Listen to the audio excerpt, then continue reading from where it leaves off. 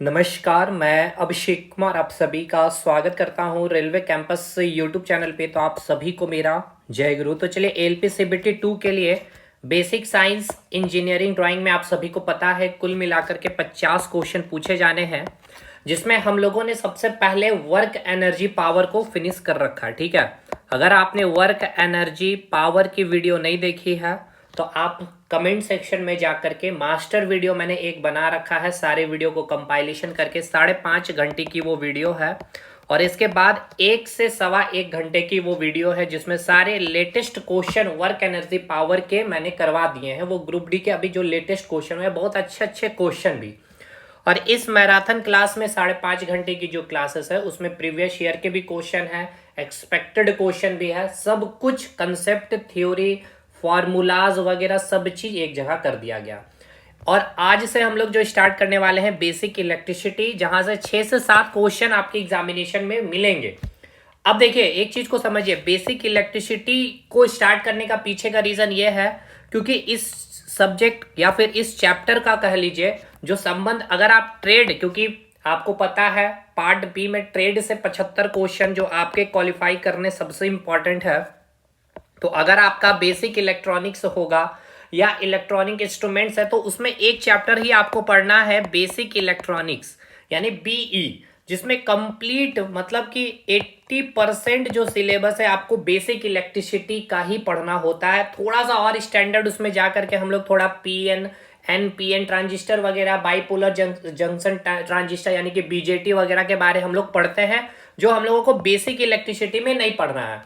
तो इस लेवल पे जाकर के मैं आपको खत्म कराऊंगा कि आपका ट्रेड का एक चैप्टर का 80% सिलेबस, या यूं कह लीजिए कि आपका जो बैकबोन होता है यानी कि जो रीढ़ की जो हड्डी होगी, ठीक है, वो आपका यहाँ पे इस चैप्टर के माध्यम से यहाँ पे पूरी तरह से तैयार कर दिया जाएगा।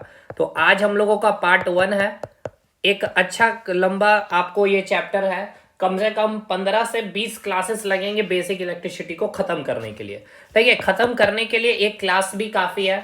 जैसे कि आपने वर्क एनर्जी पावर की बात की होगी या आपने अगर फॉलो किया है वर्क एनर्जी पावर को, तो कंप्लीट मैंने इसमें कुल मिलाकर के 5 नहीं कम से कम 7 क्लासेस शायद मैंने आपको दिए हैं यूट्यूब पे। और फिर एक क्लास मैंने 15 से 20 मिनट का दिया जिसमें आपको पूरा वर्क एनर्जी पावर खत्म करा दिया। तो ये जो 15 से 20 मिनट में जब आप वर्क एनर्जी पावर को खत्म कर रहे हैं, इसके पीछे आपने 7 क्लासेस यानी 7 घंटे का समय दिया है। ठीक है, जिस 7 घंटे नहीं 5.5 घंटे का समय दिया। तो उसी प्रकार जब बेसिक इलेक्ट्रिसिटी को अगर आपको 20 से 25 मिनट में खत्म करने हैं या एक क्लास में ही खत्म करना है, तो उसके पीछे आपको पूरा का पूरा एक अच्छा खासा समय देना होगा। देखिए कोई शॉर्टकट नहीं है। अगर आप सोच रहे हैं या आपको बताया जा रहा है, यूट्यूब पे बहुत सारी वीडियो अवेलेबल है, बहुत बड़े बड़े टीचर या बहुत जो सिलेक्टेड कैंडिडेट के द्वारा कुछ भी ट्रिक्स या शॉर्टकट है, शॉर्टकट नहीं है भाई। ये किताब पढ़ लेने से, वो किताब पढ़ लेने से कुछ नहीं होगा। सबसे इंपॉर्टेंट आपको एनसीईआरटी पे अच्छी तरह से कमांड होनी चाहिए, लेकिन एनसीईआरटी तक ही आपको सीमित नहीं रहना है। बेसिक इलेक्ट्रिसिटी में उससे ऊपर तक की चीज़ों को देखनी है, यानी कि प्रीवियस ईयर के क्वेश्चन देखिए, एक्सपेक्टेड क्वेश्चन लगाइए, मॉडल क्वेश्चन लगाइए, अच्छे अच्छे कंसेप्ट को जो दूसरी किताबों में बहुत अच्छे से समझाया गया है, अच्छा अच्छा एग्जाम्पल उसको आपको करना पड़ेगा। तो वो सारी चीज़ें यहाँ पे कराई जाएगी। तो अब बिना देर किए हुए दूसरी सबसे इंपॉर्टेंट जिनको हमारे साथ पढ़ना है, तो आपको अगर कोई डाउट है एप्लीकेशन वगैरह इंस्टॉल करने में या कोर्स के रिगार्डिंग, तो आप हमारा एप्लीकेशन डाउनलोड कर सकते हैं या इस नंबर पे कांटेक्ट कर सकते हैं। फोकस स्टडी विद अभी आपको प्ले स्टोर में मिल जाएगा, कमेंट सेक्शन में भी लिंक है। अब जैसे कि देखिए हैंड रिटन कंटेंट आपको बेसिक इलेक्ट्रिसिटी का पूरा आपको अपलोड भी कर दिया गया है। क्लासेस भी 21 या 22 क्लासेस मैंने 25 क्लास में बेसिक इलेक्ट्रिसिटी शायद मैंने खत्म किया। ठीक है, तो पूरी बेसिक इलेक्ट्रिसिटी की आपको नोट्स बाइलिंगुअल कंटेंट के साथ आपको पढ़ा दिया गया है, कंप्लीटेड है। अब जो पढ़ना चाहते हैं वो आप वहां जाकर के कर सकते हैं। बाकी यहाँ पे एकदम सिस्टमेटिक वे में भी यहाँ पे खत्म किया जाएगा, बट समय लगेगा। ठीक है, क्योंकि अभी हम लोग क्लास 1 में अभी क्या कर रहे हैं, एंट्री कर रहे हैं। तो चलिए सबसे पहले हम लोग बेस बनाते हैं। देखिए एकदम बेसिक से एकदम यहाँ से स्टार्ट करेंगे अप टू जो भी रिक्वायरमेंट है उससे हम लोग ऊपर निकल जाएंगे। देखिए अगर बात कर ले ब्रह्मांड की, ठीक है, जब हम बात कर रहे होते हैं ब्रह्मांड की या फिर कह लीजिए यूनिवर्स की, तो ये यूनिवर्स केवल और केवल 2 चीजों से मिलकर के बनी होती है। ये 2 चीजों से केवल मिलकर के बनी होती है, जिसे हम कहते हैं, एक को पदार्थ यानी इंग्लिश में हम इसे कहेंगे मैटर, और एक दूसरा जो होता है वो है आपका एनर्जी यानी कि जिसे हम कहते हैं ऊर्जा। समझ में आया भाई? हमने आपको ये बताया कि जो ब्रह्मांड है, ठीक है, या जो यूनिवर्स है, ये दो चीजों से मिलकर के बनी है। यानी आप जहां बैठे हुए हैं, बैठ करके इस रूम, आप अपने रूम में या फिर ग्राउंड में या लाइब्रेरी में, जहां से भी बैठ करके ये वीडियो को देख रहे हैं, तो उसके आसपास जो भी चीजें हैं वो केवल दो चीजों से मिलकर के बनी है, या तो मैटर से यानी कि पदार्थ से, या फिर दूसरी जो होगी वो एनर्जी होगी। ठीक है, देखिए आज का जो क्लास है मेनली मैं आपको कहां लेकर जाना चाहता हूं, मैं आपको फ्री इलेक्ट्रॉन के पास लेकर के जाना चाहता हूं। ठीक है, क्योंकि बेसिक इलेक्ट्रिसिटी यानी कि जो विद्युत धारा की जो आप बात करते हैं, यानी कि इलेक्ट्रिसिटी करंट की जो बात करते हैं, ये विद्युत धारा कुछ नहीं है, फ्री इलेक्ट्रॉन की जो मोशन है, यानी कि मोशन भी क्या, विथ डायरेक्शन। जैसे कि ये फ्री इलेक्ट्रॉन है, एक फ्री इलेक्ट्रॉन यहाँ है, एक फ्री इलेक्ट्रॉन यहाँ है, तो ये फ्री इलेक्ट्रॉन इधर जा रहा है, ये फ्री इलेक्ट्रॉन का मोशन का डायरेक्शन ये है, इधर इसका डायरेक्शन है। तो इलेक्ट्रॉन ये भी मूव कर रहा है, ये भी मूव कर रहा है, ये भी मूव कर रहा है, इसके बावजूद भी यहाँ पे विद्युत धारा नहीं होगी, डेवलप नहीं करेगी। तो मैंने कहा कि फ्री इलेक्ट्रॉन के मोशन, लेकिन क्या होना चाहिए, विथ डायरेक्शन, यानी एक डायरेक्शन में जब तक ये सारे इलेक्ट्रॉन मोशन में ना जाए तब तक करंट प्रोड्यूस नहीं होगी। कहने का मतलब यह है कि अगर ये तीन इलेक्ट्रॉन है, तीनों इलेक्ट्रॉन की अगर डायरेक्शन देखा जाए तो एक डायरेक्शन में देखिए है, तो यहाँ पे करंट क्या होगी, प्रोड्यूस होगी। या फिर मैं अगर दूसरा डायरेक्शन ये दिखा दूं तो एक डायरेक्शन में फ्लो कर रही है, या फिर अगर मैं दिखा दूं ये तीनों के तीनों ऊपर जा रहे हैं तो एक डायरेक्शन में है, या नीचे जा रहे हैं तो एक डायरेक्शन में इलेक्ट्रॉन जब तक मूव नहीं करेगी। ठीक है, मैं अभी आपको बताऊंगा नेक्स्ट क्लास में।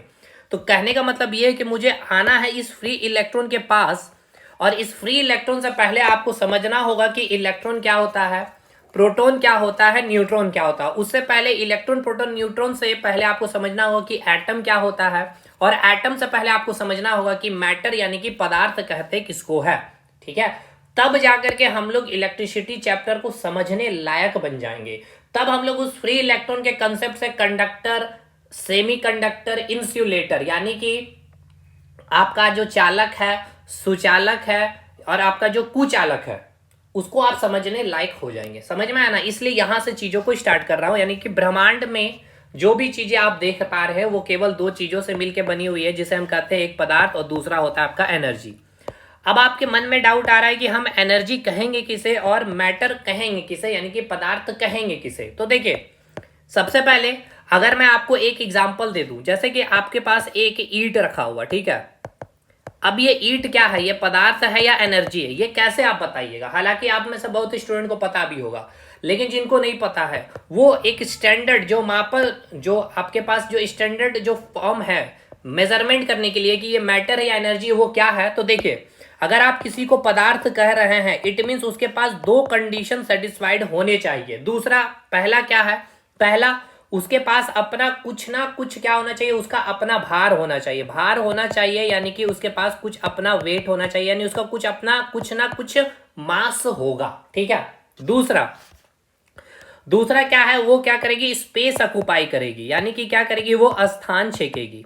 तो चलिए, अगर मैं इस ईंट की बात कर लेता हूं, ठीक है, तो अभी इस ईंट से भी पहले अगर आ जाइए, यहां पे मैं आपको कुछ और चीजों को समझा। देखिए, ये एक मैटर पूरा चैप्टर ही है, मैंने पढ़ाया है भाई 16-17 क्लासेस में, तो ये बहुत डेप्थ में जाके चीजें पढ़नी है, मैं बहुत ऊपर ऊपर निकल रहा हूं, और कई आप जाके पेड क्लास में पढ़े होंगे, यहां तक आपको लाया भी नहीं गया होगा, डायरेक्ट इलेक्ट्रॉन आपको करंट की परिभाषा समझा दी गई होगी। देखिए, पदार्थ क्या होता है, पदार्थ किसको कहते हैं, पदार्थ किसे कहेंगे, पदार्थ जो है वो सबसे जो है ना, सबसे छोटे छोटे पार्टिकल से मिलकर के बने होते हैं। क्या होते हैं, छोटे छोटे पार्टिकल्स, यानी कि छोटे छोटे कण से मिलकर के बने होते हैं। ठीक है, यानी कि अगर कोई पदार्थ है वो किससे मिलके बना होगा, छोटे छोटे पार्टिकल से मिलके बना होगा। तो पहले हम ये पता कर ले कि वो पदार्थ है नहीं। अब ईंट की जब हम बात करते हैं, तो आप ईंट को जब उठाते हैं तो कुछ ना कुछ उसका अपना मास या कुछ वेट फील होता है, बिल्कुल होता है।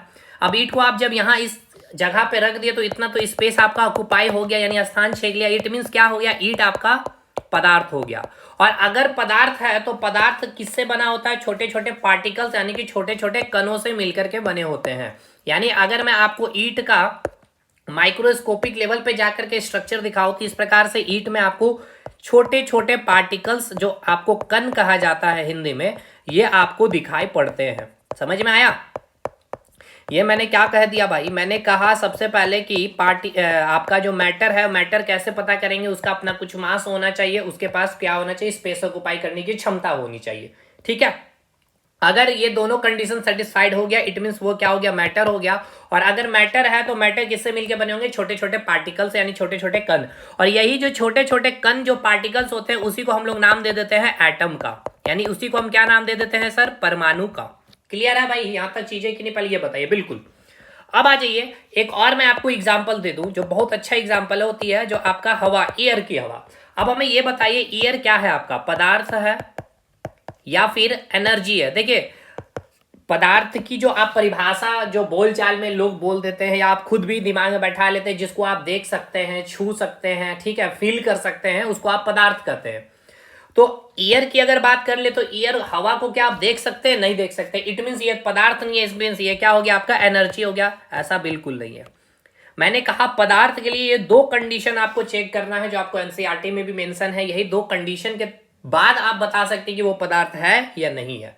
अगर ये दो कंडीशन सेटिस्फाइड हो गया तो पदार्थ, और ये दो कंडीशन सेटिस्फाइड नहीं हुआ तो पदार्थ नहीं है, तो वो क्या होगा, एनर्जी होगा। तो चलिए बात करते हैं एयर की। तो अगर मैं एक बलून का एग्जाम्पल ले लूं या फिर एक टायर ले लूं, ठीक है, और ये जो टायर अभी मैं आपको बात कर रहा हूं, ये जो बलून है अभी बिल्कुल आपने नया खरीद के लाया है, तो वह बलून आपको इस तरह से पिचका हुआ दिखेगा। और ये आपका जो टायर है, ठीक है, ये पंचर टायर है, ठीक है, इस प्रकार से। तो अब बताइए, ये बलून को और इस जो पंचर जो टायर है, इसमें आपने क्या कर दिया, एयर फिल कर दिया, इसमें भी आपने एयर फिल कर दिया पंचर बना करके। तो ये फाइनल आपको मिल रहा है बलून और टायर का।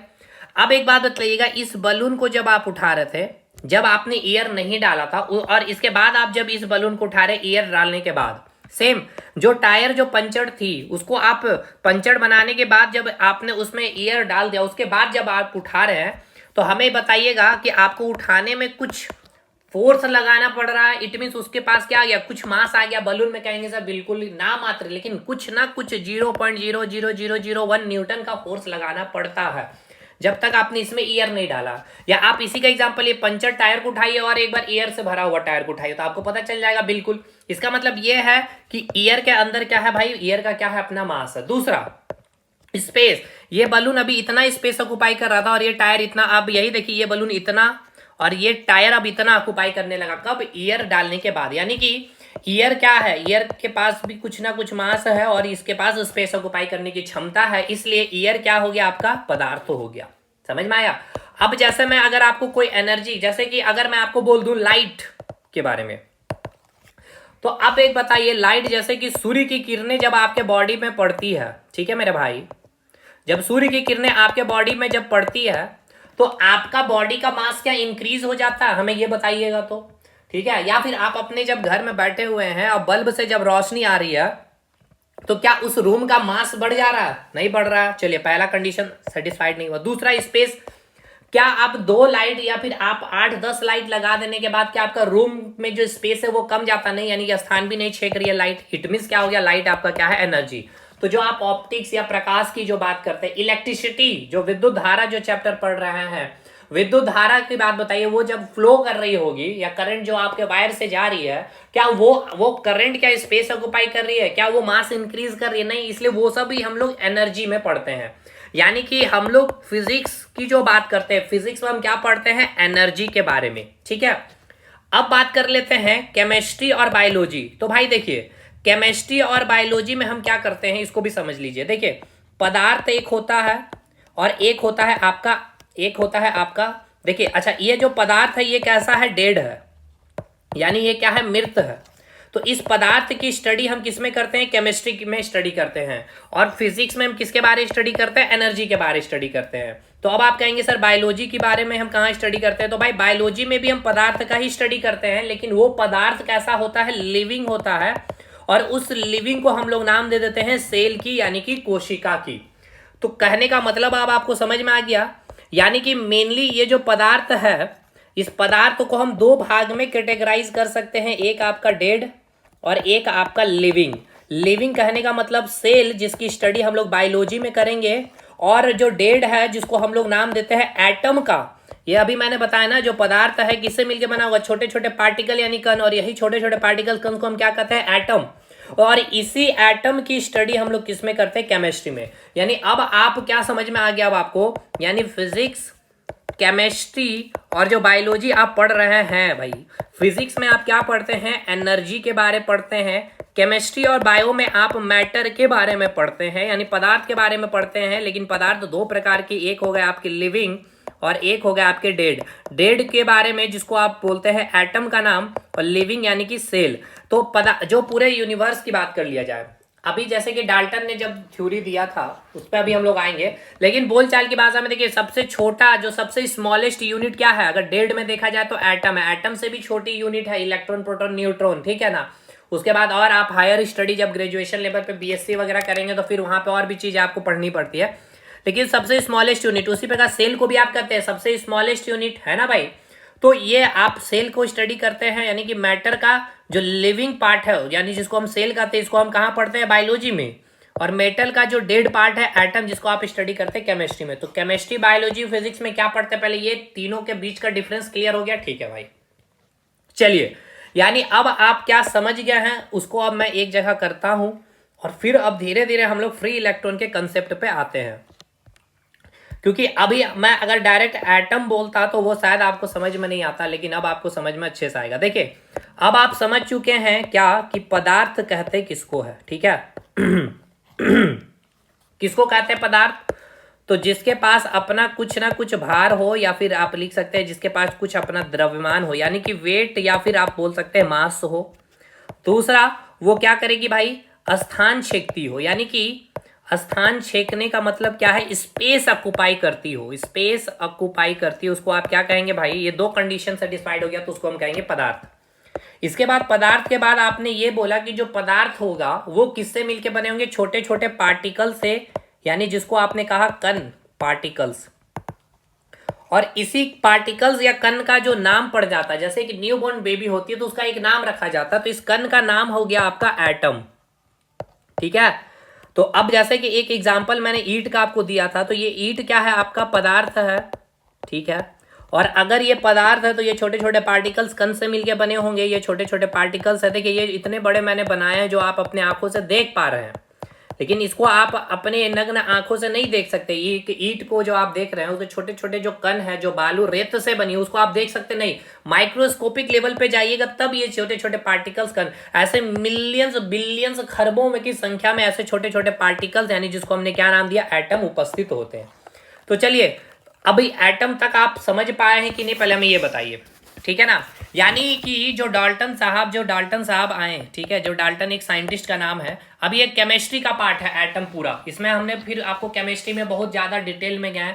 जो डाल्टन ने क्या सिद्धांत दिया था, डाल्टन ने क्या बोला था कि दुनिया में जो सबसे छोटी यूनिट है, मैं नाम लिख दे रहा हूं, डाल्टन ने क्या कहा, दुनिया की सबसे छोटी यूनिट, दुनिया की सबसे छोटी इकाई या फिर सबसे स्मॉलेस्ट यूनिट, इंग्लिश वाले भाई, पूरे वर्ल्ड में जो सबसे स्मॉलेस्ट यूनिट है, डाल्टन ने किसको कहा, एटम को कहा, ठीक है। फिर फर्दर स्टडी किया, रिसर्च किया गया, एक्सपेरिमेंट करा गया, यानी कि ये जो सबसे छोटे पार्टिकल्स एटम जिसको कहा जा रहा था, इसमें जब एक्सपेरिमेंट किया गया तो देखा गया कि इसके अंदर भी छोटे छोटे और पार्टिकल्स, इलेक्ट्रॉन, प्रोटॉन, न्यूट्रॉन, समझ में आया। तो इनकी थ्योरी फिर फेल हो गई, लेकिन अभी वो केमिस्ट्री का पार्ट है, अब हम ये केमिस्ट्री नहीं, अभी हम लोग फिजिक्स पढ़ रहे हैं। उसी प्रकार ये जो आपकी जो छोटी इकाई जो एटम है, ये कैसी है भाई, लिविंग है या डेड है, मृत है, यानी कि ये डेड है। उसी प्रकार जो लिविंग होता है उसको आप क्या नाम दे देते हैं, सेल का, कोशिका को, जिसको आप बायो में स्टडी करेंगे, इसको आप एटम को कहाँ पढ़ते हैं, केमिस्ट्री में पढ़ते हैं। चलिए ठीक है, अब आ जाइए, फिर फर्दर जब आगे स्टडी किया गया, एक्सपेरिमेंट किया गया, तो जो एटम है, ये मैं इतना बड़ा फिगर बना रहा हूं एटम की, इसके अंदर ये देखा गया क्या उपस्थित है, आपका इलेक्ट्रॉन, प्रोटॉन और न्यूट्रॉन, ठीक है। फिर फर्दर बहुत सारे साइंटिस्ट आए, फिर वो बताएं कि इलेक्ट्रॉन कहाँ है, प्रोटॉन कहाँ है, न्यूट्रॉन कहाँ है इस एटम के अंदर। अब वो सब एटॉमिक स्ट्रक्चर केमिस्ट्री में पढ़ते हैं। यहां तक पहले समझ में आया, एटम तक आप पहुंच चुके हैं, ठीक है सर। अब देखिए, ये जो आपका एटम है, ये एटम के अंदर क्या होता है, एक न्यूक्लियस होता है, ठीक है। ये एटम के अंदर क्या होता है, ये न्यूक्लियस है, यानी ये जो मैं आपको लिखा हूं ये है आपका न्यूक्लियस, यानी हिंदी में हम इसे कहते हैं नाभिक। और इस नाभिक के अंदर उपस्थित होता है आपका प्रोटॉन एंड न्यूट्रॉन, और इस नाभिक के चारों ओर, ठीक है ना भाई, इस नाभिक के चारों ओर क्या होता है, आपका इलेक्ट्रॉन घूम रहा होता है। क्या घूम रहा होता है, इलेक्ट्रॉन इस प्रकार से घूम रहा होता है। अब ये इलेक्ट्रॉन कितना होगा, और इसके बाद ये जो मैंने आपको दिखाया है, देखिए ये जो मैंने आपको दिखाया है इसको हम लोग कहते हैं ऑर्बिट, यानी कि कक्षा। कितने, यानी ये जो आपको न्यूक्लियस दिखाया गया है नाभिक, इस नाभिक के बाहर कितने ऑर्बिट होंगे, कितने इलेक्ट्रॉन घूमेंगे, ये सब का फॉर्मूला होता है। जैसे कि मैं एक एग्जांपल आपको ले लूं हीलियम का भाई, तो एटॉमिक नंबर 2 है, मास एटॉमिक मास 4 है। तो जितना एटॉमिक नंबर होगा, ठीक है सुनिएगा ध्यान से, जितना आपका एटॉमिक नंबर होगा उतना ही प्रोटॉन की संख्या होगी। और अगर ये न्यूट्रल यानी कि उदासीन परमाणु है, एटम है, न्यूट्रल एटम है, तो उतना ही इलेक्ट्रॉन की संख्या होगी। तो चलिए अब मैं आपको बता दूं, अच्छा न्यूट्रॉन कैसे निकलेगा, तो जो आपका ये आपका एटॉमिक मास हो गया, ये आपका एटॉमिक नंबर हो गया, तो एटॉमिक मास को ए से लिखते हैं और आपका परमाणु संख्या को जेड से माइनस कर दीजिए, तो 4 - 2। अब ये आपको समझ में आना चाहिए, 2 न्यूट्रॉन की संख्या है। यानी ये जो एक एटम है हीलियम का, ठीक है ना, देखिए ये एटम जो हीलियम का है, इसमें बोला गया कि इसमें कितने इलेक्ट्रॉन है भाई, जितना प्रोटॉन है, और प्रोटॉन कितना है, जितना एटॉमिक नंबर है। तो एटॉमिक नंबर कितना है भाई, 2 है, और एटॉमिक मास कितना है, 4 है। तो जितना एटॉमिक नंबर होगा उतना ही प्रोटॉन की संख्या है। तो इसके अंदर प्रोटॉन कितना है, तो प्रोटॉन जितना एटॉमिक नंबर 2, तो 2 प्रोटॉन है। कितना इलेक्ट्रॉन है, अगर ये न्यूट्रल है, न्यूट्रल करने का मतलब इसके ऊपर कोई चार्ज नहीं, पॉजिटिव नेगेटिव कोई चार्ज नहीं है, तो जितना प्रोटॉन होगा उतना ही इलेक्ट्रॉन होगा, यानी इलेक्ट्रॉन की संख्या भी कितनी आ गई, 2 इलेक्ट्रॉन। अब इसके अंदर न्यूट्रॉन कितना है भाई, तो 2 न्यूट्रॉन है, यानी न्यूट्रॉन की संख्या कितनी आ गई, 2 न्यूट्रॉन आ गई। ठीक है, तो अब एक बात आप हमें बताइए, मैंने आपको बताया है कि ये जो प्रोटॉन है और ये जो न्यूट्रॉन है, ये कहाँ होता है, एटम में, नाभिक के अंदर होता है। अभी मैंने आपको बताया कि न्यूक्लियस के अंदर क्या होता है, प्रोटॉन और न्यूट्रॉन होता है। तो चलिए मैं हीलियम का बना रहा हूं, तो ये हो गया आपका न्यूक्लियस। इतना बड़ा नहीं होगा न्यूक्लियस, बहुत छोटी साइज की होती है, मैं वो भी बताऊंगा कितनी छोटी होती है, बट मैं अभी आपको समझाने के लिए बता रहा हूं कि ये जो न्यूक्लियस आप देख पा रहे हैं, ये जो आप न्यूक्लियस देख पा रहे हैं, इस न्यूक्लियस के अंदर क्या है भाई, प्रोटॉन और न्यूट्रॉन है। कितना प्रोटॉन है, 2 प्रोटॉन है, ठीक है, 2 प्रोटॉन है और 2 न्यूट्रॉन है। अब अभी देखिए मैं यहाँ प्लस साइन बना दे रहा हूं बस, और इसके ऊपर मैं 0 लिख रहा हूं, वो मैं अभी आपको आगे बताऊंगा, ठीक है। प्लस साइन ये बता रहा है कि प्रोटॉन के ऊपर कैसा चार्ज होता है, पॉजिटिव चार्ज होता है, और न्यूट्रॉन के ऊपर जो 0 लिखा हुआ है, इसका मतलब ये है कि न्यूट्रॉन के ऊपर कोई भी चार्ज नहीं होता। अब यहां से इसके बाद जो आप बनाते हैं इस प्रकार से गोलाकार स्ट्रक्चर में, इसको हम क्या कहते हैं, ऑर्बिट कहते हैं। इस न्यूक्लियस के चारों तरफ कौन घूमता है, आपका इलेक्ट्रॉन। तो भाई एक ऑर्बिट में कितना, यानी फर्स्ट ऑर्बिट में कितना इलेक्ट्रॉन हो सकता है, आपको याद होगा केमिस्ट्री में मैंने बताया है KLMN, ठीक है, 2 8 10 18 32, ये पूरा फिर इलेक्ट्रॉनिक 1:2:2, तो खैर उसमें अभी हम नहीं जाएंगे, फिर बहुत लंबा चौड़ा फिर केमिस्ट्री में हम लोग इंटर कर जाएंगे। तो इसके बाहर अब 2 इलेक्ट्रॉन क्या कर रहे होंगे भाई, घूम रहे होंगे, तो 2 इलेक्ट्रॉन मैं यहाँ बना दिया हूँ। तो ये भाई एटम है किसका, हीलियम एटम का मैंने स्ट्रक्चर दिखा दिया। अब इलेक्ट्रॉन जो है आपका, चलिए इसको मैं हटा दूं, देखिए ये जो इलेक्ट्रॉन है इसके ऊपर जो चार्ज होता है नेगेटिव चार्ज, ठीक है। यानी कि पहले यहां पे समझ में आपको ये आपको आ गया, पहले ये बताइए, पदार्थ समझ में आ गया फर्स्ट नंबर।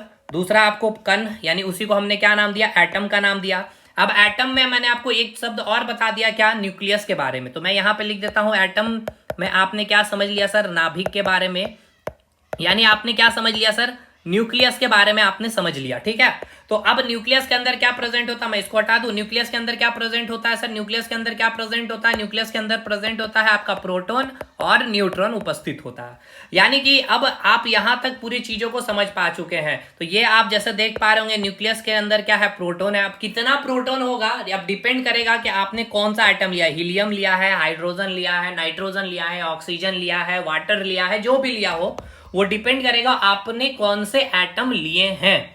उस एटम में जो परमाणु की संख्या है क्या होगी भाई, अलग अलग एटम में अलग अलग परमाणु की संख्या होगी, अलग अलग इलेक्ट्रॉन की संख्या होगी, अलग अलग न्यूट्रॉन की संख्या होगी। चलिए यहां तक तो चीजें क्लियर है सर।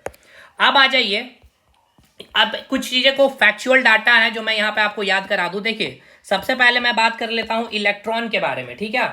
अच्छा, इलेक्ट्रॉन से पहले मैं आपको एटम का जो पॉइंट है मैं आपको क्लियर कर देता हूं। देखिए सबसे पहले मैं आपको एटम के बारे में कुछ पॉइंट है जो आपको याद करने होंगे, परमाणु, जो एग्जाम में आपसे डायरेक्ट पूछे जाते हैं। तो देखिए जो एटम है, एटम के अंदर जो आपके सेंटर केंद्र में जो उपस्थित होता है उसको आप क्या कहते हैं सर, न्यूक्लियस कहते हैं, यानी हिंदी में आप उसको क्या कहते हैं सर, नाभिक कहते हैं। और इस नाभिक में क्या उपस्थित होता है, प्रोटॉन और न्यूट्रॉन, ठीक है, पॉजिटिव चार्ज और इस पे कोई भी चार्ज नहीं है यानी कि जीरो चार्ज, ठीक। और इस न्यूक्लियस के चारों ओर कौन घूम रहा होता है, इलेक्ट्रॉन। इलेक्ट्रॉन यानी कि इसके ऊपर क्या चार्ज, नेगेटिव चार्ज, ठीक है। यानी आप इसको लिख सकते हैं electron revolves around the nucleus, ठीक है, अराउंड दी न्यूक्लियस। यानी इलेक्ट्रॉन जो है नाभिक के चारों ओर घूमता है, इलेक्ट्रॉन जो है नाभिक के चारों ओर घूमता है, नाभिक के चारों ओर घूमता है। जैसे कि आप देख पा रहे होंगे ये इलेक्ट्रॉन क्या है, इस नाभिक के चारों ओर घूम रहा। अभी कितना इलेक्ट्रॉन होगा, 2 होगा, 4 होगा। अब ये कैसे, ये निकालना पड़ेगा। ये कैसे निकलेगा सर, यहाँ मैंने आपको दिखाया है कि आपका एटम देखना है, एटॉमिक नंबर, मास नंबर।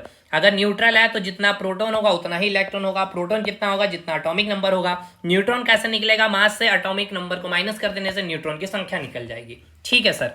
यहां तक 2 चीजें क्लियर है, 2 पॉइंट बिल्कुल अच्छे से क्लियर है।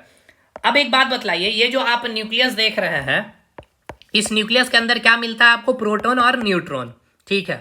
अब हमें एक बात बतलाइए, प्रोटॉन के ऊपर कौन सा चार्ज, पॉजिटिव चार्ज, और न्यूट्रॉन के ऊपर कौन सा चार्ज, जीरो चार्ज। तो भाई अब बताइए, प्रोटॉन के ऊपर पॉजिटिव और जो न्यूट्रॉन है उसके ऊपर कोई भी चार्ज नहीं, यानी कि न्यूट्रॉन क्या है, न्यूट्रल है। न्यूट्रल मतलब क्या है भाई, उदासीन है। तो इस न्यूक्लियस के ऊपर कैसा चार्ज होगा, तो भाई पॉजिटिव चार्ज प्रोटॉन के पास है और न्यूट्रॉन के पास तो कोई चार्ज ही नहीं है, और इसके अंदर प्रोटॉन और न्यूट्रॉन होता है, इसलिए न्यूक्लियस कैसा चार्ज रहेगा, पॉजिटिवली रहेगा। अरे भाई ऐसे समझिए, आपके पॉकेट में कोई पैसा ही नहीं है, पर्स में, तो भाई आपके पर्स या आपके पॉकेट में पैसा ही नहीं है, ठीक है, चाहे शर्ट में हो या पैंट के पॉकेट में हो, तो अब आपसे अगर देखा जाए कि आपसे मुझे कितना पैसा मिल सकता है, तो जीरो। तो उसी प्रकार इस न्यूक्लियस के अंदर प्रोटॉन और न्यूट्रॉन, और प्रोटॉन के ऊपर ही केवल पॉजिटिव चार्ज होता है, न्यूट्रॉन के ऊपर कोई चार्ज ही नहीं होता, तो ये न्यूक्लियस कैसा चार्ज होगा, पॉजिटिवली चार्ज होगा, ठीक है ना। कैसा, धन आवेशित होगा। नाभिक क्या होगा आपका, नाभिक आपका धन आवेशित होगा, ठीक है, धन आवेशित होता है। देखिए ये सारे पॉइंट मैं लिख दे रहा हूं, बट इसमें लिखने से क्या होगा ना कि टाइम कंज्यूम होगा आपका। ये सारे चीज नोट्स में लिखे हुए हैं। न्यूक्लियस इज पॉजिटिवली, ठीक है ना, पॉजिटिवली चार्ज, ठीक है, न्यूक्लियस इज पॉजिटिवली चार्ज। क्यों, क्योंकि प्रोटॉन के ऊपर क्या होता है, पॉजिटिव चार्ज होता है, ठीक है, क्लियर है। अच्छा, अब आपसे ये भी पूछ लिया जाता है कि न्यूक्लियस की खोज किसने की थी। कई बार एग्जाम में पूछा भी गया है कि न्यूक्लियस की खोज किसने की थी, तो याद रखिएगा रदरफोर्ड ने, ठीक है। किसने खोज की थी, रदरफोर्ड ने डिस्कवर की थी। कब, 1911 में। डेट को भी याद रखना। तो इतने पॉइंट याद हो गया। सबसे पहले एटम समझ में आ रहा है। एटम क्या होता है, पदार्थ का जो सबसे सूक्ष्मतम जो होते हैं कण को हम लोग क्या नाम देते हैं, एटम का। एटम के अंदर जो उपस्थित होता है नाभिक, नाभिक में उपस्थित होता है प्रोटॉन और न्यूट्रॉन, और इलेक्ट्रॉन उस नाभिक के चारों ओर क्या करता है, घूम रहा होता है। नाभिक जो होता है धन आवेशित होता है। क्यों, क्योंकि नाभिक के अंदर उपस्थित होता है प्रोटॉन और न्यूट्रॉन, और प्रोटॉन के ऊपर पॉजिटिव चार्ज और न्यूट्रॉन के ऊपर कोई भी चार्ज नहीं होता है, इसलिए जो न्यूक्लियस होता है वो धन आवेशित यानी कि पॉजिटिवली चार्ज होता है। न्यूक्लियस की खोज रदरफोर्ड ने 1911 में की थी। ये तो रहा भाई बात, इतनी सारी बातें हो गया न्यूक्लियस के बारे में। अब हम लोग बात कर लेते हैं इलेक्ट्रॉन के बारे में, ठीक है। इलेक्ट्रॉन के बारे में देखिए, ये सारे पॉइंट्स हमने नोट्स में बहुत अच्छे तरीके से मैंने सारी चीजें लिख रखे हैं, देखिएगा। तो एटम हो गया, ठीक है। न्यूक्लियस है, न्यूक्लियस यानी नाभिक के अंदर क्या होता है, proton neutron. Electron revolve around the nucleus, electron नाभिक के चारों ओर चक्कर लगाती है। न्यूक्लियस कैसा होता है, पॉजिटिवली चार्ज, धन आवेशित होती, क्योंकि प्रोटॉन के अंदर पॉजिटिव चार्ज होता है, न्यूट्रॉन के ऊपर कोई चार्ज नहीं होता है। न्यूक्लियस की खोज रदरफोर्ड ने की थी 1911 में। ये आपका डायग्राम बना हुआ। तो चलिए अब इसके बाद हम लोग बात करेंगे इलेक्ट्रॉन के बारे में। तो अब हम लोग बात कर रहे हैं अगर इलेक्ट्रॉन के बारे में, तो सबसे पहले हमें ये बताइए इलेक्ट्रॉन की जो खोज की गई थी किसने की थी, यानी डिस्कवर्ड बाय किसके द्वारा, तो जे थॉमसन, सभी को पता होगा, जे थॉमसन के द्वारा, ठीक है। जे थॉमसन के द्वारा कब किया गया था, 1897 में। जे थॉमसन के द्वारा 1897 में किया गया था।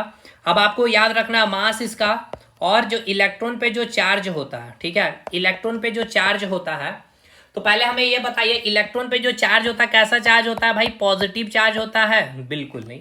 इलेक्ट्रॉन पे जो चार्ज होता है, ध्यान दीजिएगा, नेगेटिव चार्ज होता है। इसलिए लिखने पे नहीं जाना, सुनने पे समझिए और कंसेप्ट को क्लियर रखिए।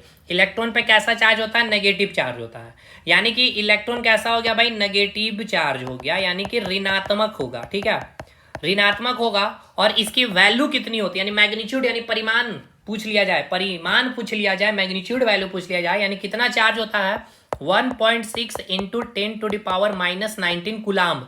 गुलाम क्या है भाई, एसआई यूनिट होती है चार्ज की, जो हम लोग आगे बात करेंगे, ठीक है।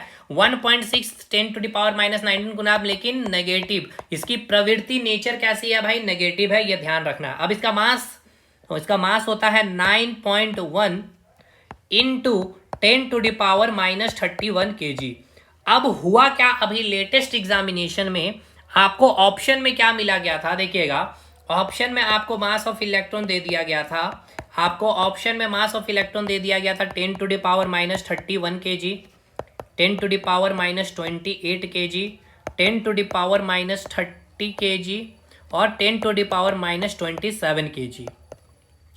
अब हुआ यही, क्वेश्चन को देखते के साथ ही लोगों ने ट्रिक करके आ गया 10⁻⁻31 kg। लेकिन यहाँ पे क्वेश्चन में ये भी लिखा हुआ था कि जो इलेक्ट्रॉन है, ठीक है ना, इलेक्ट्रॉन का अप्रॉक्स, ठीक है, वहां एक शब्द इस्तेमाल कर लिया गया था अप्रॉक्स, ठीक है ना, यानी कि नियरेस्ट आपको बताना था वैल्यू मास इलेक्ट्रॉन की, मास ऑफ इलेक्ट्रॉन की, यानी कि इलेक्ट्रॉन की जो द्रव्यमान है आप अप्रोक्सीमेशन में बताइए, अप्रॉक्स वैल्यू कितनी होगी, ठीक है ना। अप्रॉक्स मतलब समझ रहे ना, उसके इर्द गिर्द। तो 9.1 इंटू 10⁻⁻31 kg तो मास होती है इलेक्ट्रॉन की, इसलिए लोगों ने इसको टिक करके आ गया। लेकिन अप्रॉक्स जब आप देखेंगे तो एक बात बताइए, 9.1 है, ठीक है। तो अगर मैं इसको 10, देखिए 9 है यहाँ पे और यहाँ हो गया आपका 10, और इधर चलिए इसको अच्छे से मैं और कर दूं, जैसे कि अगर आप देख लें तो ये हो गया आपका 9, ठीक है। इससे पहले हो गया 8 7 6 5 4 3 2 1 और ये हो गया 10। अब बताइए ये 9 से 1 में जाना ज़्यादा आसान होगा या 9 से 10 के पास जाना आसान होगा, बताइएगा। क्लोजेस्ट वैल्यू कौन है, यानी 10 है, तो इसको हमने 10 मान लिया। अप्रॉक्सीमेशन में मुझे पूछा गया, इसलिए मैं अप्रॉक्स 10 ले लिया हूँ। इंटू 10⁻⁻31 kg है, तो इसको जब आप सॉल्व करेंगे तो क्या आ जाएगा, 10⁻⁻30 kg। समझ में आया? इसलिए इसका आंसर जो था वो ऑप्शन सी था, 10⁻⁻30 kg। तो ये अप्रॉक्सीमेट वैल्यू भी याद रखिएगा, 10⁻⁻30 kg, इसलिए मैंने यहाँ पे लिख दिया। चलिए इसको हटा लिया जाए, ये नोट्स में नहीं होगा आपको इस प्रकार से, क्योंकि अभी लेटेस्ट, अब यही होता ना कि रटे रटाए हुए चीजें एग्जामिनेशन में पूछे नहीं जाते, यहाँ पे आपको दिमाग यूज करना पड़ जाएगा। क्या था दिमाग में, बस आपका मैथ्स था यूज करना। चलिए इसके बाद हो गया इलेक्ट्रॉन, उसके बाद अब आपका बात करेंगे हम लोग प्रोटॉन के बारे में। तो प्रोटॉन की खोज किसने की है भाई, हमें बता दीजिए। प्रोटॉन की खोज किसने की थी, तो भाई रदरफोर्ड ने भी बोल सकते हैं, गोल्डस्टीन, मैं दोनों का नाम लिख देता हूं, रदरफोर्ड और गोल्डस्टीन, ठीक है। तो आप देख लीजिएगा आपको जो ऑप्शन में मिल जाए। ईयर पूछा जाए 1920, ठीक है। चलिए अब इसका मास और इसके ऊपर जो चार्ज है यानी आवेश क्या, वो बताना है। तो भाई देखिए प्रोटॉन जो होता है वो पॉजिटिवली चार्ज होता है, यानी कि पॉजिटिवली चार्ज होता है, और इसकी वैल्यू कितनी होती है, सेम 1.6 10⁻⁻19 कूलाम होता है, लेकिन इसकी प्रवृत्ति क्या है, अलग है, पॉजिटिव है। यानी एक चीज को समझिए, यहाँ पे अगर परिमाण वैल्यू देख ले तो 1.6 10⁻⁻19 कूलाम, यानी कि आवेश दोनों के ऊपर, ठीक है ना। देखिए ये क्वेश्चन पूछा गया कि इलेक्ट्रॉन पे आवेश और प्रोटॉन पे आवेश किस पे ज्यादा है, तो दोनों पे आवेश सेम है, 1.6 10⁻⁻19 कूलाम, और प्रोटॉन के ऊपर भी 1.6 10⁻⁻19 कूलाम। लेकिन इसकी नेचर जब बोला जाएगा तो वो दोनों की नेचर क्या अपोजिट है, नेगेटिव और एक पॉजिटिव। अब मास की बात कर लिया जाए तो प्रोटॉन की मास होती है 1.673 इंटू 10⁻⁻27 kg, ठीक है। 1.6723 भी लिखा मिलेगा आपको किताब में, 10⁻⁻27। अब अप्रोक्सीमेशन में यहाँ पे वैल्यू पूछ लिया जाए तो अब इस केस में देखिए 1 है, तो 1 से अब यहाँ पे 1 है, 1.6 से आप यहाँ पे 10 में जाइएगा या फिर 1.6 से 1 पे आना ज़्यादा पसंद करेंगे, कौन सामने भाई 1 है, तो इसलिए 1 इंटू 10⁻⁻27 kg। अप्रोक्सीमेशन में इसका वैल्यू 10⁻⁻27 ही रह जाएगा, ठीक है। अब आज ये इलेक्ट्रॉन प्रोटॉन हो गया, ये है आपका न्यूट्रॉन। अब वो सब मैथ है, अब इतना आपको मैथ्स आना चाहिए। अब न्यूट्रॉन की खोज अगर पूछ लिया जाए यानी डिस्कवर्ड किसने किया था, तो ये आपको याद होना चाहिए, चैडविक साहब ने किया था, ठीक है। कब किया गया था, 1932 में। इसमें इसका मास वैल्यू पूछ लिया जाएगा और इसका आपको चार्ज पूछ लिया जाएगा। तो आपको मैंने बताया इसके पास चार्ज क्या होता है, 0 होता है, यानी कि ये क्या होता है आपका न्यूट्रल होता है, यानी कि ये क्या होता है आपका उदासीन होता है। और इसका मास कितना होता है, देखिए 1.675 इंटू 10⁻⁻27 kg, और अप्रॉक्स लिखिएगा तो क्या होगा भाई 10⁻⁻27 kg। एकदम नियरेस्ट होता है इलेक्ट्रॉन, जो न्यूट्रॉन की मास है और जो प्रोटॉन की मास है 1.672 और 10⁻⁻27 kg, ठीक है। अब यहां से क्वेश्चन क्या पूछा जाता है, यहां पे आपको इंक्रीजिंग या डिक्रीजिंग ऑर्डर में मास से क्वेश्चन पूछा जाएगा कि मास ऑफ जो प्रोटॉन है, ठीक है, उसके बाद मास ऑफ जो न्यूट्रॉन है, और उसके बाद मास ऑफ जो इलेक्ट्रॉन है, किसकी मास सबसे अधिक है, किसकी मास सबसे कम है। तो भाई मास ऑफ इलेक्ट्रॉन कितना है, 9.1 इंटू 10⁻⁻31 kg, ठीक है। मास ऑफ न्यूट्रॉन कितना है, 1.675 10⁻⁻27 kg, और मास ऑफ प्रोटॉन कितना है, 1.672 10⁻⁻27 kg। हमें बताइए सबसे अधिक मास किसके है, ठीक है ना। सबसे अधिक मास अगर आपसे पूछ लिया जाए, ठीक है, सबसे अधिक मास बताइएगा, और सबसे कम मास किसकी है, लोवेस्ट वैल्यू बताइएगा मास में। तो भाई देखिए, एक तो आपको मैथ्स में पता है कि नेगेटिव में जो पावर होगा, जितना ज्यादा पावर होगा वो उतना ही छोटा होगा। तो यहाँ पे अगर आप कंपैरिजन कर लीजिए तो 10⁻⁻31 kg, 10⁻⁻27 kg, यहाँ पे 10⁻⁻27 kg। तो पावर में क्या है, 10⁻, माइनस में जितना ज्यादा होगा वो उतना ही छोटा होगा। तो इन दोनों में पहले तो ये है कि ये सबसे क्या होगा भाई, छोटा होगा, यानी कि सबसे लोएस्ट वैल्यू हमें मिल गया किसका होगा, मास ऑफ इलेक्ट्रॉन का।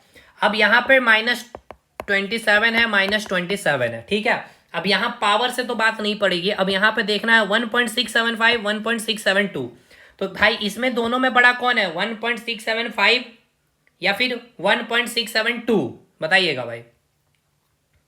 तो आप देखेंगे 1.675 क्या है, बड़ा है, लेकिन यहाँ पावर में, इसलिए ये क्या हो जाएगा, छोटा हो जाएगा प्रोटॉन से। समझ में आया। तो मास ऑफ प्रोटॉन सबसे ज्यादा, उसके बाद मास ऑफ न्यूट्रॉन, उसके बाद मास ऑफ इलेक्ट्रॉन। तो ये सीक्वेंस आपको याद रखना है। ये समझ में आया कि नहीं, कैसे भाई, देखिए यहाँ 10⁻⁻27 10⁻⁻27।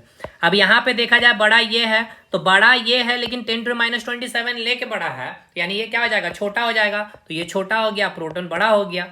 समझ में आया। तो ये सीक्वेंस भी आपको याद रखना है। बाकी ये सब जितना वैल्यू मैंने आपको बताया है, ये सारी चीजें यहाँ लिखी हुई है। चलिए अब हम लोग आगे बढ़ते हैं, आगे चीजों को लेते हुए। एक डाटा और मैं आपको यहाँ मेंशन कर देता हूँ, जैसे कि देखिए यहाँ पे ये वैल्यू याद रखिएगा कि जो मास ऑफ जो न्यूट्रॉन है वो अप्रोक्सीमेटली इक्वल ही है मास ऑफ प्रोटॉन की, ठीक है ना। क्योंकि इसकी क्या है भाई, 1.675 इंटू 10⁻⁻27, और इसका क्या है 1.672 10⁻⁻20। तो इक्वल है, इसलिए हम लोग 1.67 इंटू 10⁻⁻27 kg लिख करके लेके चलते हैं। इसलिए इन दोनों को क्या करते हैं हम लोग, इक्वल मान लेते हैं, अप्रॉक्स इक्वल हम लोग ले लेते हैं, ठीक है। एक शब्द मैं लिख देता हूं, अप्रॉक्स इक्वल। दूसरा, जो मास ऑफ जो इलेक्ट्रॉन है वो कितना है, 9.1 इंटू 10⁻⁻31 kg है। तो याद रखिएगा, सॉरी मास ऑफ इलेक्ट्रॉन हो गया। यहां मुझे ये डाटा बताना चाहिए था कि मास ऑफ जो प्रोटॉन है वो कितना टाइम्स मास ऑफ इलेक्ट्रॉन है। तो याद रखिएगा ये डायरेक्ट क्वेश्चन पूछा गया है 1840। तो यानी कि 1840 को जब मास ऑफ इलेक्ट्रॉन से मल्टीप्लाई करेंगे 9.1 इंटू 10⁻⁻31 kg से, तब जाकर आपको मास ऑफ जो प्रोटॉन है उसके बराबर आएगा, यानी 1.67 10⁻⁻27। तो ये आपको इतना करना नहीं है, ये वैल्यू आपको याद रखना है, ठीक है। क्योंकि ये क्वेश्चन एग्जाम में आपसे पूछा गया था, कितना गुना है मास ऑफ इलेक्ट्रॉन का, तो 1840 गुना है, ठीक है। या फिर ऐसा बोल सकता है, ऐसे भी पूछ सकता है कि जो मास ऑफ प्रोटॉन है, देखिए यहाँ जो मास ऑफ प्रोटॉन है वो मास ऑफ इलेक्ट्रॉन से कितना हैवियर है, 1840 टाइम्स क्या है, भारी है मास ऑफ प्रोटॉन इलेक्ट्रॉन से। यानी ये वही प्रोटॉन जो आपके न्यूक्लियस के चारों और न्यूक्लियस के अंदर जो घूम रही है ना, वो इलेक्ट्रॉन से कितना भारी है, 1840 गुना भारी है। इट मीन्स यहाँ पे अब आप समझिए कि ये जो आपका, देखिए ये जो आप जो न्यूक्लियस बनाए हैं, और इस न्यूक्लियस के चारों ओर क्या होगा, ऑर्बिट होगा। यानी मान के चलिए ये कोई एक एटम है, तो एटम के अंदर जो न्यूक्लियस है, न्यूक्लियस के अंदर क्या उपस्थित होता है भाई, प्रोटॉन उपस्थित होता है, न्यूट्रॉन उपस्थित होता है, प्रोटॉन उपस्थित होता है, न्यूट्रॉन उपस्थित होता है, ठीक है।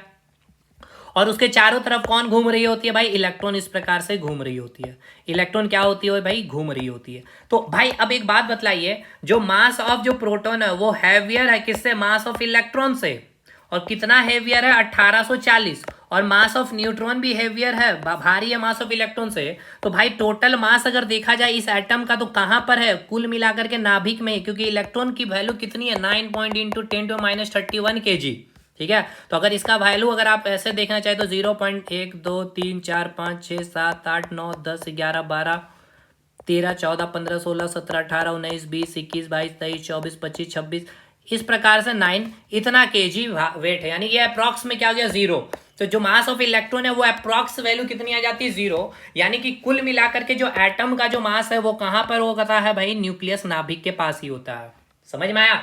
ये आपने पढ़ा भी होगा जो गोल्ड फॉइल वाला जो एक्सपेरिमेंट हमने एटॉमिक स्ट्रक्चर में कराया था, इसलिए कि जो अल्फा किनारे थी यहां से टकरा कर क्यों वापस हो रही थी, क्योंकि कुल मिलाकर के इस एटम का मास कहां पर होती है भाई, कंसंट्रेटेड नाभिक में, सेंट्रल में, केंद्र में, न्यूक्लियस के पास। ये समझ में आ गया क्यों? चलिए अब एक चीज को और समझ लीजिए आप लोग, क्या चीज को समझना है उस पर ध्यान दीजिएगा। जैसे कि नेक्स्ट हमें क्या बताना, अच्छा हाँ ये चीज ये आपको पता भी होगा लेकिन मैं फिर भी बता देता हूँ। जैसे कि देखिए अगर कोई नेगेटिव चार्ज है और नेगेटिव चार्ज है, यानी कि इलेक्ट्रॉन इलेक्ट्रॉन दोनों नेगेटिव है, अगर दोनों अगर है ठीक है, तो यहाँ पे क्या होगा भाई, रिपल्सन होगा। यानी कि ये आपका नेगेटिव, यानी ये इधर आएगा ये इधर जाएगा, यानी एक दोनों एक दूसरे को क्या करेगा, धक्का देगा। यानी कि सेम चार्ज होगा, यानी कि सेम चार्ज अगर होगा तो वहां पे क्या होगा, रिपल्सन होगा। ठीक है, यानी प्रतिकर्षण होगा हिंदी में। उसी प्रकार पॉजिटिव चार्ज है पॉजिटिव चार्ज है, यानी कि प्रोटॉन है प्रोटॉन है, तो सेम चार्ज है तो यहाँ पर भी क्या होगा, दोनों एक दूसरे को धक्का देगा, यहाँ पर भी क्या होगा, रिपल्सन होगा। और यहाँ पर अगर मैं एक नेगेटिव चार्ज ले लेता हूँ, ठीक है, नेगेटिव ले लूँ और यहाँ पॉजिटिव ले लूँ, या यहाँ पॉजिटिव ले लूँ या यहाँ नेगेटिव, यानी कि अपोजिट चार्ज अगर ले लूँ, यानी कि एक आपका आ गया प्रोटॉन और एक हो गया आपका न्यूट्रॉन इलेक्ट्रॉन, ये हो गया आपका इलेक्ट्रॉन, ये हो गया आपका प्रोटॉन, तो यहाँ पे क्या होगा, अट्रैक्शन होगा, यानी आकर्षण बल काम, यानी एक दूसरे को क्या करेगा, अट्रैक्ट करेगा, खींच रहा होगा। तो अब आपके मन में जो डाउट आ रहा होगा कि सर ये जो आपका नाभिक है, ठीक है, मैं थोड़ा बड़ा बना रहा ताकि आपको समझा सकूं, ठीक है, और इस नाभिक के चारों क्या होंगे भाई, ऑर्बिट होंगे इस प्रकार से, ठीक है, ये आपका कोई एक एटम है, और सर नाभिक के अंदर क्या उपस्थित होता है, प्रोटॉन होता है, पॉजिटिव चार्ज। मान के चले कि 5 प्रोटॉन है इसके अंदर में, ठीक है, 5 प्रोटॉन है, 2 न्यूट्रॉन है जिसके ऊपर चार्ज क्या है 0 0। तो अब आपके मन में सवाल ये आ रहा है कि सर ये पॉजिटिव, ये भी पॉजिटिव, ये भी पॉजिटिव, ये भी पॉजिटिव, ये भी पॉजिटिव, यहाँ पे तो कोई चार्ज ही नहीं है न्यूट्रॉन पे, तो यहाँ पे कोई भी फोर्स नहीं लगेगा। और आपने बताया कि सेम चार्ज होगा, पॉजिटिव पॉजिटिव या फिर नेगेटिव नेगेटिव, तो नेगेटिव नेगेटिव पॉजिटिव पॉजिटिव मत देखिए, ये शब्द को देखिए, अगर सेम चार्ज जो रहेगा यानी कि लाइक चार्ज होंगे, यानी कि पॉजिटिव पॉजिटिव होंगे, नेगेटिव नेगेटिव होंगे, तो ये एक दूसरे के ऊपर क्या करेगा, फोर्स लगाएगा, यानी ये प्रोटॉन इसके ऊपर फोर्स लगाएगा, ये प्रोटॉन इसके ऊपर भी फोर्स लगाएगा, और ये फोर्स कैसा होगा सर, रिपल्सन का होगा, यानी प्रतिकर्षण का होगा। तो इस कारण ये इसको धक्का देगा, तो इस कारण इसको भी ये धक्का देगा, ये इसको धक्का देगा, ये इसको देगा, तो ये प्रोटॉन को क्या होना चाहिए, नाभिक से बाहर आ जाना चाहिए, है ना, यही होना भी चाहिए था, होना भी यही चाहिए था। जैसे कि आप चुंबक को देखते हैं, जब नॉर्थ पोल से जब आप एक दूसरे के पास ले जाते हैं तो एक चुंबक को क्या करता है, वो धक्का देता भागता है, तो ये प्रोटॉन को भी इसका आना चाहिए, न्यूक्लियस से बाहर आ जाना चाहिए, बट ऐसा तो होता नहीं है ना भैया, बट ऐसा तो होता नहीं है। और अगर प्रोटॉन इस न्यूक्लियस से बाहर आ जाता तब तो फिर कोई एटम ही एग्जिस्ट नहीं करता। तो होता आखिर क्या है, तो अब समझ लीजिए इसको भी। अब ऐसा इसीलिए कि यहाँ बिल्कुल रिपल्सन फोर्स काम करती है, ठीक है, ध्यान दीजिएगा, यहाँ पर रिपल्सन फोर्स ही काम करती है, यानी प्रतिकर्षण बल काम करती है। इसके बावजूद भी, ठीक है ना, इसके बावजूद भी यहाँ पर इस न्यूक्लियस से बाहर ये प्रोटॉन क्यों नहीं निकल पाती है, क्योंकि इस प्रोटॉन के अंदर, इस न्यूक्लियस के अंदर क्या होता है, एक बल काम कर रहा होता है जिसको हम लोग कहते हैं नाभिक बल, ठीक है। इस बल का नाम क्या है भाई, न्यूक्लियर फोर्स, इसको हम क्या कहते हैं, न्यूक्लियर फोर्स। और याद रखिएगा ये जो न्यूक्लियर फोर्स है पूरे ब्रह्मांड का, ठीक है, या पूरे यूनिवर्स का सबसे स्ट्रॉन्गेस्ट फोर्स होता है, सबसे मजबूत बल, और इसका नेचर कैसा होता है, अट्रैक्टिव होता है, यानी आकर्षित। तो भाई अभी आपको मैंने बताया कि ये जो नाभिक बल है वो कहाँ काम करता है, न्यूक्लियस के अंदर काम करता है, नाभिक के अंदर काम करता है, ठीक, और ये सबसे स्ट्रॉन्गेस्ट फोर्स होता है, और इसका नेचर होता है अट्रैक्शन, यानी कि आकर्षित करने का। तो ये प्रोटॉन भागना तो चाह रहा था, लेकिन इसके अंदर जो कार्य कर रहा है नाभिक बल, इसको खींच करके बांध करके रखे हुए है, ठीक है। तो नाभिक बल के बारे में, पहला सबसे स्ट्रॉन्गेस्ट बल पूरे ब्रह्मांड का, दूसरा अट्रैक्टिव फोर्स होता है, और ये जो नाभिक बल होता है ना बहुत ही छोटे रेंज में काम करता है, यानी कि शॉर्ट रेंज में काम करता है। यानी अगर मैं इतना बड़ा एरिया दे दूं और यहाँ पे मैं बोलूं नाभिक बल, तो इतने दूर तक ये नाभिक बल काम नहीं कर पाएगी। इसके लिए छोटा सा एरिया होना चाहिए। और इसीलिए अगर आप नाभिक की बात कर ले तो नाभिक का जो साइज होता है, तो देखिए नाभिक का जो साइज होता है उसको हम लोग मेजर किस में करते हैं, फर्मी मीटर में, ठीक है। और एक फर्मी मीटर इक्वल टू होता है 10⁻⁻15 मीटर। यानी इसका मतलब समझ में आ रहा है कितना, 1 2 3 4 5 6 7 8 9 10 11 12 13 14 15, ठीक है। यानी अप्रोक्स क्या जो 0 मीटर साइज की, यानी इतनी छोटी होती, इसलिए नाभिक फोर्स क्या होता है, शॉर्ट रेंज में काम करता है। इसलिए नाभिक का साइज क्या है भाई, ये पूछेगा एग्जाम में कि नाभिक के साइज को हम किस में मेजर करते हैं, फर्मी मीटर में। और एक फर्मी मीटर बराबर होता है 10⁻⁻15 मीटर। ये सब डाटा एक जगह आपको लिखना है और मैंने लिख के रखा भी है, आपको अभी हर क्लास में रिवाइज भी कराते चलूंगा। नेक्स्ट चौथा पॉइंट आपको क्या याद रखना है कि ये नाभिक जो फोर्स है, ये क्वेश्चन में पूछा गया है कि ये क्या है भाई, ये आवेश पर निर्भर नहीं करती है, आवेश पर निर्भर नहीं करती है। क्या करती है भाई, ये आवेश पर निर्भर नहीं करती है। इट मीन्स ये कि ये चार्ज इंडिपेंडेंट, ठीक है ना, चार्ज इंडिपेंडेंट फोर्स होती है। इसका मतलब ये है कि ये पॉजिटिव है, ये पॉजिटिव है, और न्यूट्रॉन पे क्या है, 0 0 है। तो ये पॉजिटिव हो चाहे 0 हो चाहे नेगेटिव हो, ये नाभिक फोर्स क्या है, ये नहीं देखता है कि किसके ऊपर कौन सा चार्ज है, क्योंकि ये चार्ज इंडिपेंडेंट फोर्स है, ये आवेश पर निर्भर नहीं करता है। ये प्रोटॉन को भी पकड़ के रखा हुआ है, न्यूट्रॉन को भी पकड़ के रखा, भले उस पर कोई चार्ज हो या उस पर पॉजिटिव चार्ज हो या उस पर नेगेटिव चार्ज हो। ये अब आप बोलेंगे सर इसके बाहर इलेक्ट्रॉन है उसको भी पकड़ के रखेगा, तो भाई मैंने क्या कहा, ये जो नाभिक बल है यानी कि ये जो न्यूक्लियर फोर्स है बहुत ही शॉर्ट रेंज में चलती है, शॉर्ट रेंज में काम करती है, यानी न्यूक्लियस के अंदर तक ही काम कर पाएगी। समझ में आया भाई, कितना साइज होता है नाभिक का, इसको मेजर करते हैं हम लोग फर्मी मीटर में, 1 फर्मी मीटर यानी कि 10⁻⁻15 मीटर। अब देखिए ये नाभिक हो गया, नाभिक के चारों ऑर्बिट हो गया, तो ये हो गया आपका एटम। अब एटम का भी तो एक साइज आ गया, तो इस साइज को हम किस में, एटम के साइज को हम लोग मापते हैं तो एंगस्ट्रम में, ठीक है। इसको हम इस प्रकार से रिप्रेजेंट करते हैं, और एक एंगस्ट्रम बराबर होता है 10⁻⁻10 मीटर। अब इसका भी अगर डाटा देखिए तो 1 2 3 4 5 6 7 8 9 10, मैंने अप्रॉक्स ये भी 0, इसलिए तो एटम का साइज मैंने क्या बोला, सबसे स्मॉलेस्ट यूनिट होती है। जो डाल्टन ने कहा कि दुनिया की सबसे छोटी इकाई, the smallest unit of world is atom. हालांकि बाद में फिर रिसर्च किया गया, एक्सपेरिमेंट किया गया, तो डाल्टन का थ्योरी भी फेल हुआ, देखा गया कि एटम से भी सबसे छोटी इकाई है जो है आपका इलेक्ट्रॉन, प्रोटॉन और न्यूट्रॉन, ठीक है ना। तो चलिए यहां तक आपने जो चीजों को देखा, पहले मैं आपको नोट्स में दिखा देता हूं, ठीक। पहले फटाफट एक बार चीजों को हम लोग देखते चलिए। चलिए इलेक्ट्रॉन के बारे में मैंने बता दिया, प्रोटॉन के बारे में मैंने बता दिया है। इलेक्ट्रॉन प्रोटॉन इधर हो गया आपका, इलेक्ट्रॉन हो गया, प्रोटॉन जितना पॉइंट, ये सारी चीजें यहाँ पे लिखी दी गई है, ठीक है।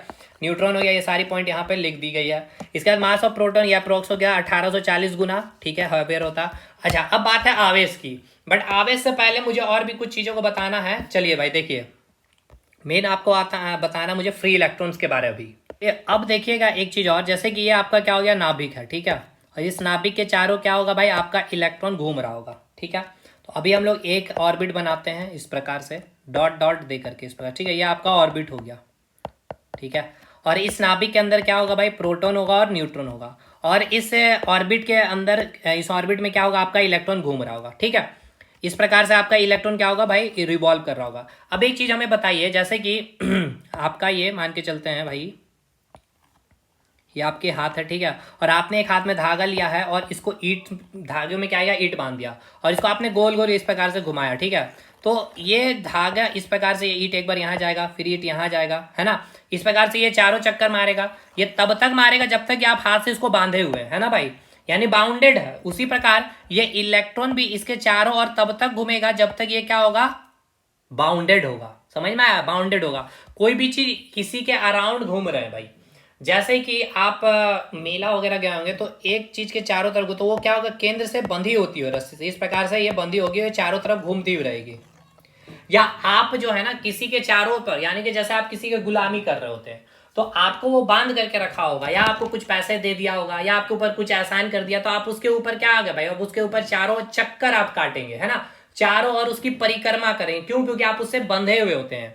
इट मीन्स बंधे हुए होते हैं, इसका मतलब यहाँ पे क्या, एक नेगेटिव थॉट आ रहा है कि नहीं, पहले मतलब किसी चीज से आप अगर बंद हो करके काम कर रहे हैं तो एक नेगेटिव ही वैल्यू वहां का इन्वॉल्वमेंट हो रहा है, बिल्कुल।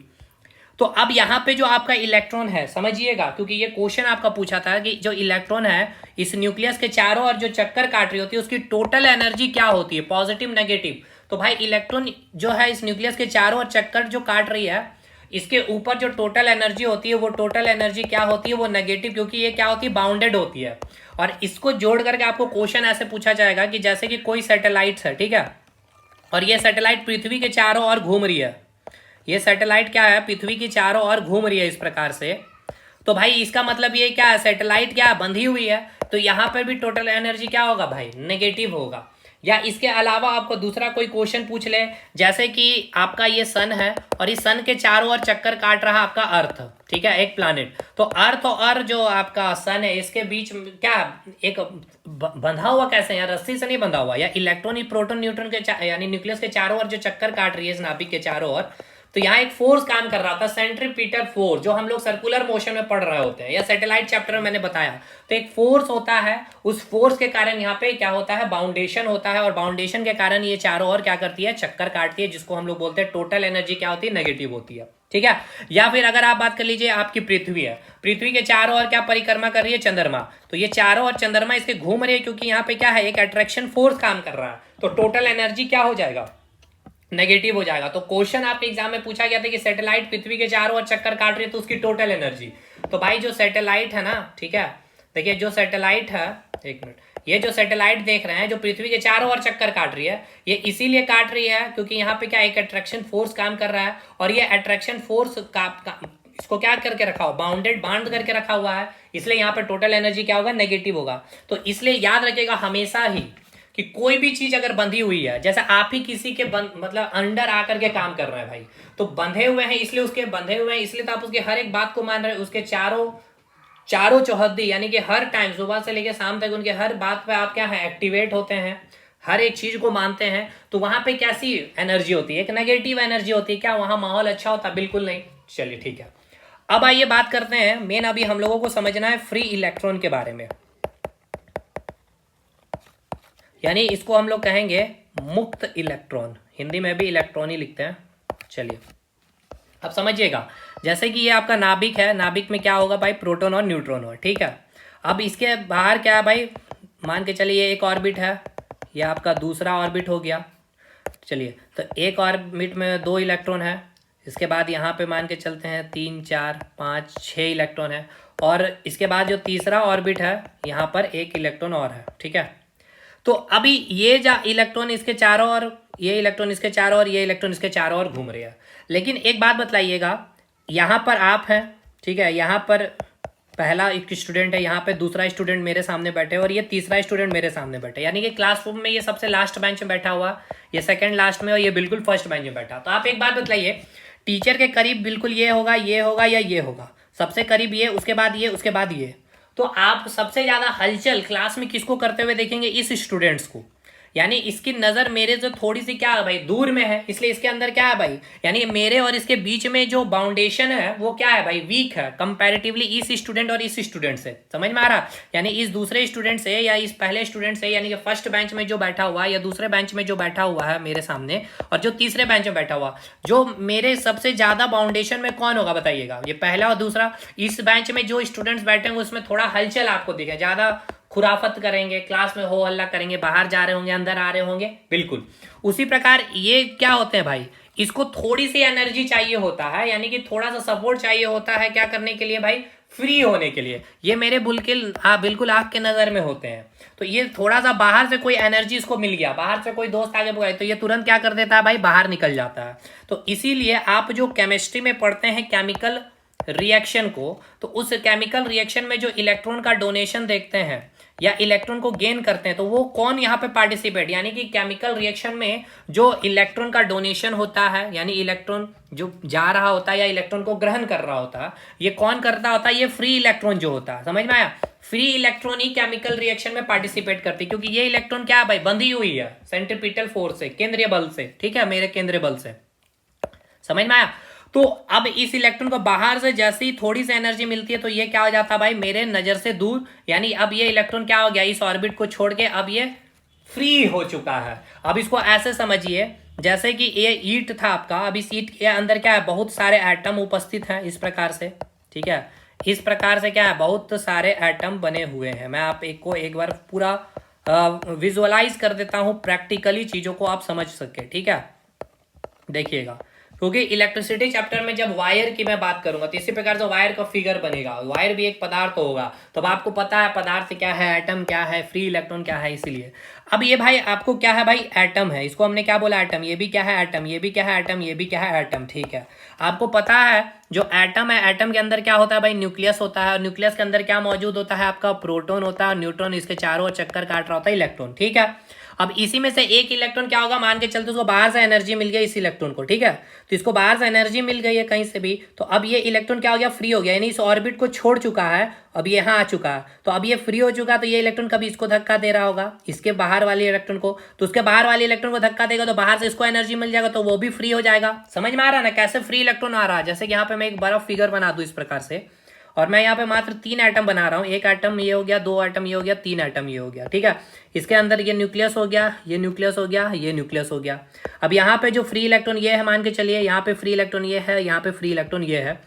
अब इसको बाहर से एनर्जी मिल गई तो ये इलेक्ट्रॉन बाहर आ गया। अब ये बाहर आया तो कभी इधर जा रहा है, कभी उधर जा रहा है, कभी इधर आ रहा है, कभी इधर धक्का इसको दिया, इसको धक्का दिया, इसको एनर्जी मिल गया, तो ये भी इलेक्ट्रॉन बाहर निकल गया।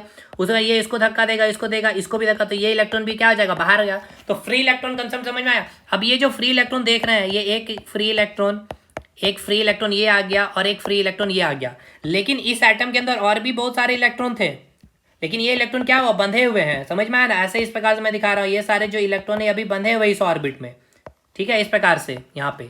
लेकिन फ्री इलेक्ट्रॉन में किसको बोल रहा हूँ, ये अब आप समझिए, ये फ्री इलेक्ट्रॉन में इसको बोल रहा हूँ। ये एक हो गया, ये 2 हो गया, ये 3। सारे इलेक्ट्रॉन फ्री नहीं हो सकते हैं, हो भी सकते हैं, उनको बाहर से इतना एनर्जी मिल जाए तो वो अलग बात है। तो ये एक फ्री इलेक्ट्रॉन, एक ये फ्री इलेक्ट्रॉन, अब ये फ्री इलेक्ट्रॉन। अब ये इलेक्ट्रॉन ये इधर मूव कर रहा है, अब ये इलेक्ट्रॉन ऊपर जा रहा है, अब ये इलेक्ट्रॉन क्या आ रहा है, नीचे जा रहा है, ठीक है। अब होगा क्या, इसको जब मैं बैटरी से कनेक्ट कर दूंगा, ठीक है, combination of cell is called battery, ये सब क्वेश्चन आपके ग्रुप डी के पूछे हुए हैं। और जब मैं वायर्स इसको जोड़ दिया हूं तो ये पॉजिटिव, ये नेगेटिव, ये सब मैं आपको बताऊंगा आगे। तो अब जैसे यहाँ से क्या हुआ भाई, जैसे मैंने बैटरी से कनेक्ट कर दिया, तो ये इलेक्ट्रॉन जो इधर जा रहा था, ये इलेक्ट्रॉन जो ऊपर जा रहा था, ये इलेक्ट्रॉन जो नीचे जा रहा था, अब ये सारे इलेक्ट्रॉन एक डायरेक्शन में फ्लो करने लगेंगे इस प्रकार से। और जब इलेक्ट्रॉन, और वो कौन सा इलेक्ट्रॉन, फ्री इलेक्ट्रॉन, एक फिक्स्ड डायरेक्शन में मूव करने लगती है, तब क्या उत्पन्न होती है, करंट, यानी कि इलेक्ट्रिसिटी। समझ में आया। यानी कि ये फ्री इलेक्ट्रॉन के लिए मैंने इतना चीजों को आपको पहले समझाया है। तो देखिए अभी हम लोग कहाँ पहुंच चुके हैं। देखिए सबसे पहले हम लोगों ने पदार्थ को समझा, फिर एटम समझा, फिर फ्री इलेक्ट्रॉन समझा, और फिर आप समझ गए कि इलेक्ट्रिसिटी होती क्या है, करंट होती क्या है भाई। तो करंट क्या है भाई, देखिए मैं लिख रहा हूं करंट के बारे में, इलेक्ट्रिसिटी के बारे में, यानी कि जो आप विद्युत धारा कहते हैं जिसको, ठीक है, विद्युत धारा। इसका मतलब यह है कि जब फ्री इलेक्ट्रॉन, ठीक है ना, when free electron moves in a fixed direction, यानी कि मुक्त इलेक्ट्रॉन एक निश्चित दिशा में गति करती है, तब जाके आपका करंट उत्पन्न होती है, ठीक है। अब यहां से आपको दो चीज को आपको और समझना है, बहुत इंपॉर्टेंट है ये दोनों चीज को समझना। एक होता है आपका कंडक्टर, ठीक है, जिसको हिंदी में कहते हैं हम लोग चालक, और एक होता है आपका सेमी कंडक्टर,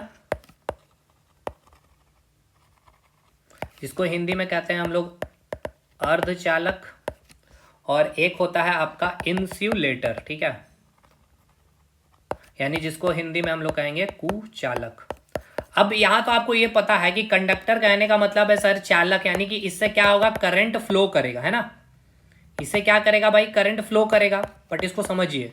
और सेमी कंडक्टर से भी क्या है, करंट फ्लो करेगा, लेकिन क्या करेगा, कम फ्लो करेगा। और कुचालक मतलब कि इससे तो करंट फ्लो ही नहीं करेगा, ठीक है, करंट नहीं फ्लो करेगा। चलिए ये क्लियर है। अब ऐसा क्यों होता है, अब इसको समझिए। देखिए जो कंडक्टर है, इस कंडक्टर के अंदर जो फ्री इलेक्ट्रॉन की जो संख्या होती है, फ्री इलेक्ट्रॉन की जो संख्या होती है बहुत अधिक होती है, बहुत अधिक होती है, यानी कि खरबों में, यानी कि बिलियंस मिलियंस में क्या होती है, फ्री इलेक्ट्रॉन की संख्या होती है। लेकिन जो सेमीकंडक्टर होती है, इसमें फ्री इलेक्ट्रॉन की संख्या क्या होती है, कम होती है। और जो आपका इंसुलेटर है इसमें फ्री इलेक्ट्रॉन क्या होती है भाई, जीरो होती है। तो भाई अगर फ्री इलेक्ट्रॉन है ही नहीं तो क्या करंट उत्पन्न होगा, नहीं, इसलिए करंट इसमें फ्लो नहीं करेगा। इसमें फ्री इलेक्ट्रॉन कम है इसलिए इसमें करंट कम फ्लो करेगा, और इसमें फ्री इलेक्ट्रॉन अधिक है इसलिए इसमें करंट अधिक फ्लो करता है। समझ में आया?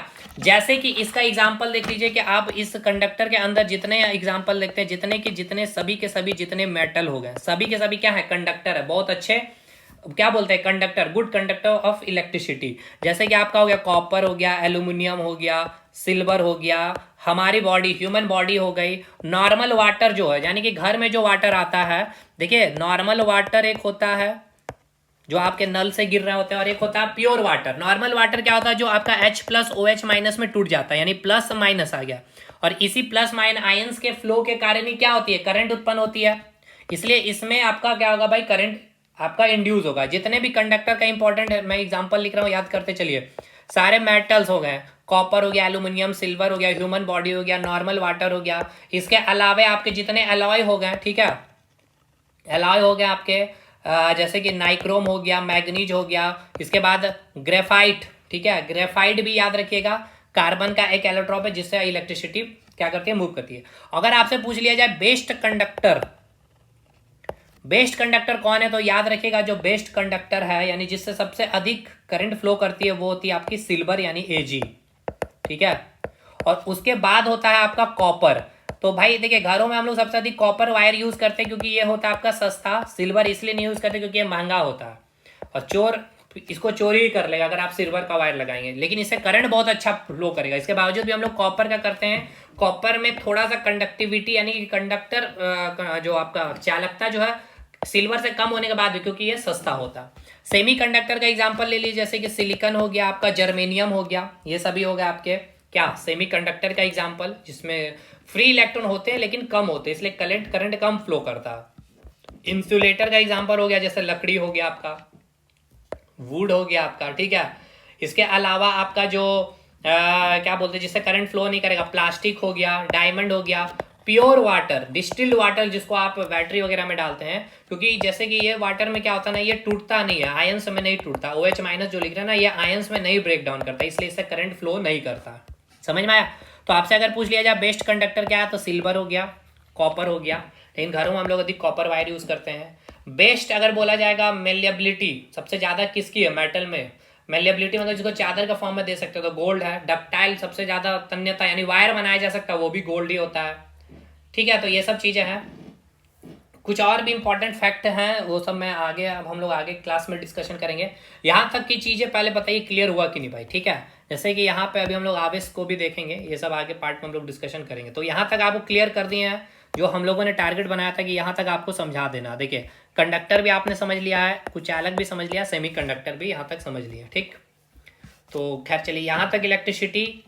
अब देखिए अब आपका बेस बहुत ही स्ट्रांग हो चुका है इलेक्ट्रिसिटी पढ़ने के लिए, ठीक है, क्योंकि अब आप समझ चुके हैं पदार्थ, फिर पार्टिकल जिसको आपने एटम कहा, एटम के अंदर होता है न्यूक्लियस, न्यूक्लियस के अंदर उपस्थित होता है प्रोटॉन और न्यूट्रॉन, और इसी न्यूक्लियस के चारों ओर कौन घूम रहा होता है, आपका इलेक्ट्रॉन, ठीक है। तो परमाणु हो गया, इलेक्ट्रॉन का फुल जितना फैक्ट आपको याद करना, प्रोटॉन का, उसके बाद न्यूट्रॉन का मैंने करा दिया, और उसके बाद ये सारे हो गया। उसके बाद फिर मैंने आपको बताया कि इलेक्ट्रॉन जो होता है नाभिक के चारों ओर घूम रहा होता है ना। सैटेलाइट पृथ्वी के चारों ओर, चंद्रमा पृथ्वी के चारों ओर चक्कर लगाता, पृथ्वी सूर्य के चारों ओर चक्कर लगा रहा, तो टोटल एनर्जी क्या होगी, नेगेटिव। क्यों? क्योंकि एक दूसरे से ये बाउंडेड होती है। इसके बाद न्यूक्लियर फोर्स के बारे में बताया कि नाभिक के अंदर उपस्थित होता है प्रोटॉन, जो पॉजिटिव चार्ज के कारण भी यहाँ पे क्या होता है, वो नाभिक को बाहर नहीं छोड़ता है, क्योंकि यहाँ पे काम कर रहा होता है सबसे स्ट्रॉन्गेस्ट बल जो होता है न्यूक्लियर फोर्सेस, ठीक है, ठीक है। तो मैंने इसमें पॉइंट आपको बताया था, अट्रैक्टिव नेचर का होता है, स्ट्रॉन्गेस्ट फोर्स होता है, शॉर्ट रेंज में काम करती है, या आवेश पर निर्भर नहीं करती है। फिर मैंने बताया जो न्यूक्लियस होती है उसकी साइज किसमें मापते हैं हम लोग, फर्मी मीटर में, 1 फर्मी मीटर बराबर 10⁻⁻50 मीटर। एटम की साइज को हम लोग किसमें मापते हैं, तो एंगस्ट्रम में, 1 एंगस्ट्रम में 10⁻⁻10 मीटर होता है। कंडक्टर इंसुलेटर के बारे में हमने आपको बता दिया यहाँ पे कि कंडक्टर इंसुलेटर किसको कहेंगे, कहाँ गया भाई कंडक्टर इंसुलेटर, ये रहा। तो कंडक्टर हम उसमें क्या कहेंगे जिसमें करंट अच्छे से फ्लो करेगा, क्योंकि इसमें फ्री इलेक्ट्रॉन की संख्या बहुत अधिक होती है। इसके एग्जाम्पल मैंने सारे आपको बता दिए हैं। दूसरा सेमीकंडक्टर जिससे करंट कम फ्लो करेगा, फ्री इलेक्ट्रॉन की संख्या क्या होगी इसमें कम होगी, सिलिकॉन जर्मेनियम हो गया। इंसुलेटर यानी कुछ आला जिसमें करंट फ्लो ही नहीं करेगा क्योंकि इसमें फ्री इलेक्ट्रॉन की संख्या 0 होती है। डिस्टिल्ड वाटर, प्योर वाटर याद रखेगा, लकड़ी वगैरह जिससे करंट फ्लो नहीं करती है। इसके बाद हम लोग नेक्स्ट क्लास में आगे मिलेंगे।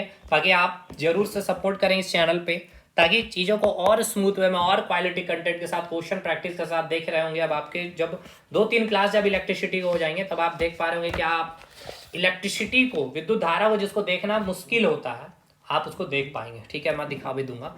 पार्ट 1 है, जरूर दोस्तों तक शेयर करिएगा। वर्क एनर्जी पावर का भी लिंक आपको कमेंट सेक्शन में मिल जाएगा। ठीक है, बाकी जो जुड़ना चाहते हैं हमारे साथ, एप्लीकेशन है एकदम मिनिमम फी में 299 फी में आपको अवेलेबल करा दिया गया है। बेसिक साइंस, इंजीनियरिंग ड्राइंग, सारी चीज़ें, इंजीनियरिंग ड्राइंग भी, बेसिक साइंस मैंने खुद क्लासेस लेकर के कंप्लीट करा रखी है। मिलते हैं हम लोग नेक्स्ट क्लास में, तब तक के लिए धन्यवाद।